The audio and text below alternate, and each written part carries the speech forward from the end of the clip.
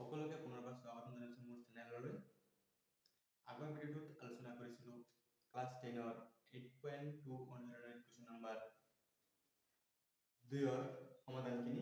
এই ভিডিঅ'টোত আলোচনা কৰিম কুৱেশ্যন নম্বৰ 3ৰ 1 আৰু 2ৰ সমাধান দুটা। চোৱা সমাধানটো কেনেকৈ কৰোঁ।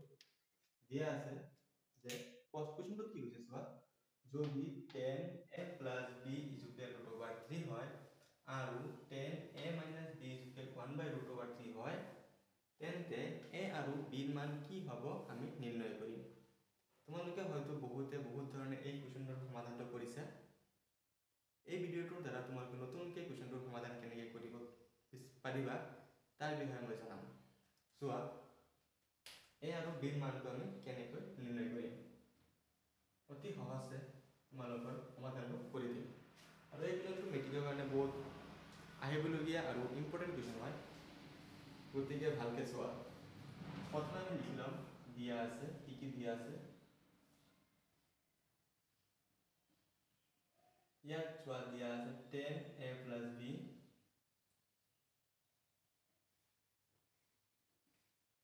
10a + b = √3।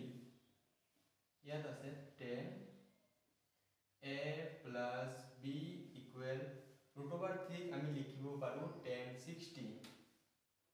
1060 ডিগ্ৰী মানে হ'ল √3। 10 ৰ লগত 10 টো কটাকটি যাব, ইয়াত থাকি যাব a + b = 60 ডিগ্ৰী। ইয়াত ইকুৱেশ্যন 1 দি দিয়া আৰু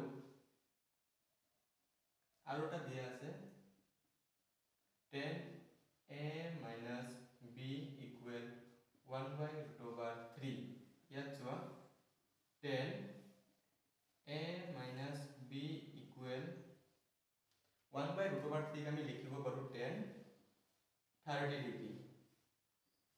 গতিকে ইয়াত 10 ৰ লগত 10 টো কটাকটি কৰিব পাৰি। ইয়াত আছে a - b = 30। ইকুৱেশ্যন ইয়াক 2 দি দিয়া। এতিয়া আমি ইকুৱেশ্যন নম্বৰ 1 ৰ পৰা 2 টো মাইনাছ কৰিম। এতেকে 1 - 2 ইমপ্লাইজ ইকুৱেশ্যনৰ যোগ বিয়োগ কৰিবৰ কাৰণে সদায় আমি বাও পক্ষৰ লগত বাও পক্ষ বিয়োগ কৰিব লাগে, সোঁ পক্ষৰ লগত সোঁ পক্ষ বিয়োগ কৰিব লাগে। যদি যোগ কৰোঁ তেন্তে আমি সোঁ পক্ষৰ লগত সোঁ পক্ষ আৰু বাও পক্ষৰ লগত বাও পক্ষখিনি যোগ কৰিম।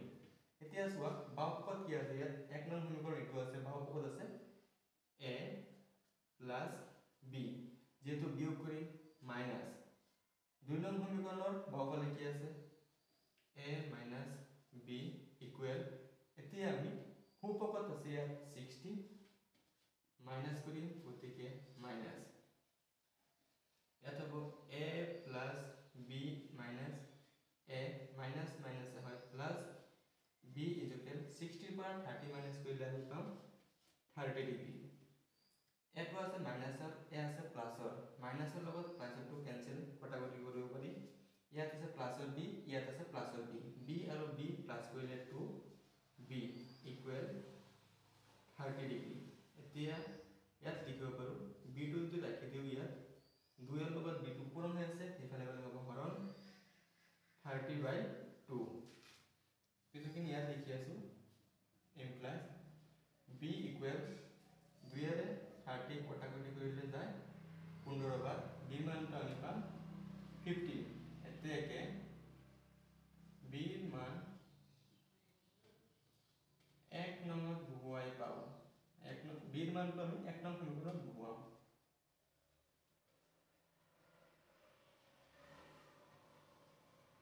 চোৱা 1 নং সমীকৰণটো কি আছিলে, a - b, a + b = 60 degree. a + b ৰ মান আমি পাইছিলোঁ 15 = 60। ইয়াত হ'ব a = 60, 15ক সমান চিনৰ সোঁফালে নিলে হ'ব প্লাছ আছে, হৈ যাব মাইনাছ। a = 60 ৰ পৰা 15 মাইনাছ কৰিলে পাম 45। এতেকে নিৰ্ণয় a = 45, b = 15 ডিগ্ৰী। এইটোৱে সমাধান। বুজি পাইছা? লিখি লোৱা।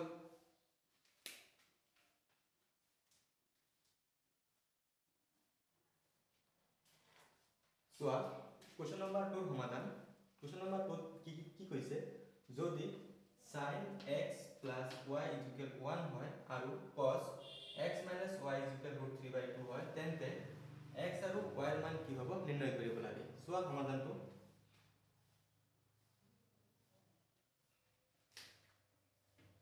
সমাধান ইয়াত লিখিলম দিয়া আছে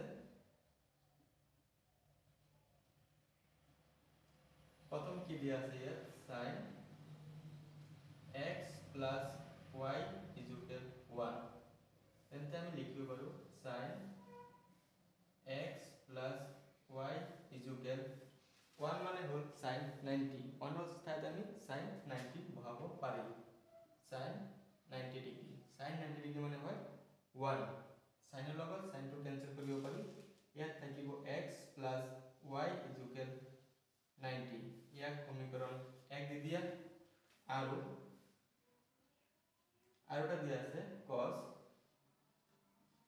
x - y = √3/2 ইয়াত হ'ব cos x - y = √3/2 √3/2 মান কিমান হয় √3/2 হয়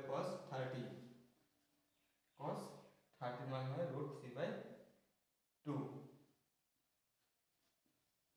cos ৰ লগত cos কটাকটি কৰিব পাৰি ইয়াত হ'ব x - y = 30 ডিগ্ৰী সমীকৰণ 2 এতেকে 1 নম্বৰ পৰা 2 নম্বৰটো বিয়োগ কৰি দিম আগৰটো কৈছো মই ভিডিওটোত কৈ আছো যে বিয়োগ কেনেকৈ কৰে চোৱা ইয়াৰ লগত ইয়াক বিয়োগ কৰিম এটোৰ পৰা এটো বিয়োগ কৰিম x + y minus x minus y is equal 90 degree minus 30 degree ইয়াত পাম x plus y minus x minus a minus হ'ব plus y is equal 90 পৰা 30 গলে হৈ যাব 60 পিছত x minus ৰ প্লাস টো কেনসেল y লগত y plus কৰিলে পাম 2y is equal 60 degree ইয়াত হ'ব y is equal ওপৰত হ'ব 60 তলত হ'ব 2 y is equal 2 ৰে 60 কটাকটি কৰিলে হৰণ কৰিলে আমি পাম 30 ডিগ্ৰী y মানটো পালো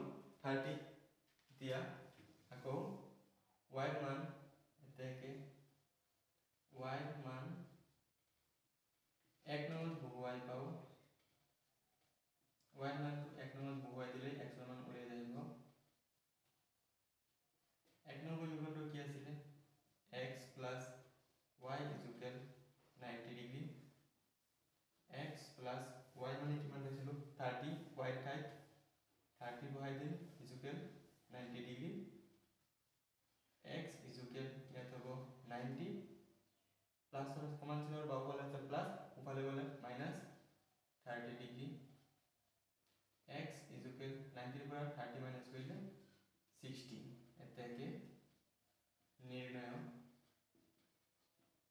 x is equal 60 y is equal 30 degree এইখিনি আছিল সমাধান লিখি লোৱা ভিডিওটো চাই কেনেকুৱা লাগিল কোৱেশ্চনটো বুজি পাইছে না নাই কমেন্টত জনাবা যদি বুজি পোৱা নাই কমেন্ট কৰিবা নেক্সট ভিডিওত আকৌ বুজাই দিবলৈ চেষ্টা কৰিম আৰু যদি ভিডিওটো ভাল লাগিছে তেন্তে লাইক কমেন্ট আৰু সাবস্ক্ৰাইব কৰি দিবা লগতে বেল আইকনটো বজাই দিবা যাতে পৰৱৰ্তী ভিডিওখিনিৰ ইনফৰমেশনগুলি তোমালোকে সকলোৰে আগত পাই যোৱা থ্যাংক ইউ